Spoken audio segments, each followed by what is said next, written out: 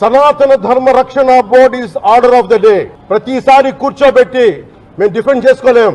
కనీసం మీకు కోపం కూడా లేకపోతే మేము ఏం చేస్తాం? ఆంధ్ర అనే భావన లేదు ఆంధ్ర వాళ్ళకి. ఎప్పుడు ఆంధ్ర భావన వస్తో తెలియదు. నా కులం ప్రాతిపాదిక సరే కొంతకాలం వరకు జరిగింది. 2019 తర్వాత కులం కూడా పోయింది. ఇప్పుడు సొంత కులాన్ని కూడా వెనకేసుకురావట్లా. ఆంధ్ర భావన ఎలాగో లేదు. కనీసం కుల భావనను తెచ్చుకుని బాగు చేయండి రాష్ట్రాన్ని. నిజంగా మనస్ఫూర్తిగా అవుతున్నారు. నా కులం ఉంది, నాకెక్కడో మతం ఉంది.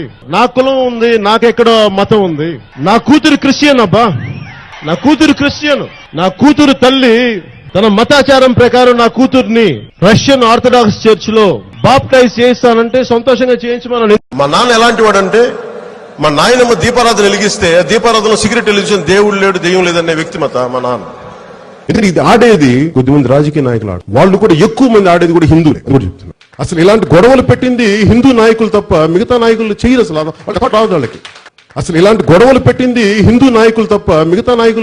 వాళ్ళకి వాళ్ళకి నిజంగా మన ఈ మధ్యన గోమాంసం గురించి లేదంటే బీఫ్ గురించి ఇంత గొడవ జరుగుతూ ఉంటే నాకు అనిపించింది, బీఫ్ తినాలి అంటే నేను తిని ముందుకెళ్తాను తప్ప దాన్ని వేరేలా చేసుకోనని. అంటే తిండి ఏది తిన్నామని కాదు, నిజంగా మరి తిండి శాకాహారమే తింటే అందరూ గొప్ప వాళ్ళు అయిపోతారంటే మరి గుజరాత్ లో గోద్రా ఘటన ఎందుకు జరిగింది? నాకు ఎందుకు జీసస్ క్రైస్ట్ ఇష్టమో చెప్తాను. ఒకసారి ఇక్కడ నా డైరీలో రాసుకున్నాను.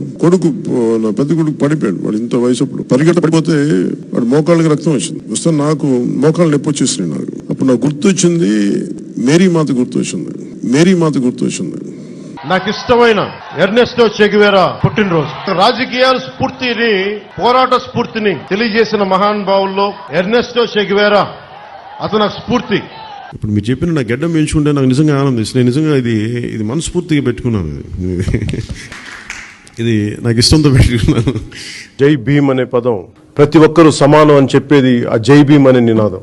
జై భీమ్ అనే నినాదాన్ని మనస్ఫూర్తిగా నాకు వ్యక్తిగతంగా రాజకీయాల్లోకి రాకముందు నుంచి, సినిమాలోకి రాకముందు నుంచి డాక్టర్ బాబాసాహెబ్ అంబేద్కర్ ఆశయాలను అర్థం చేసుకున్న వాడిని, చదివిన వాడిని, ఈ సోషల్ బ్యాక్వర్డ్నెస్ ని ఇవన్నీ ముందుకు తీసుకెళ్లిన మహానుభావులు.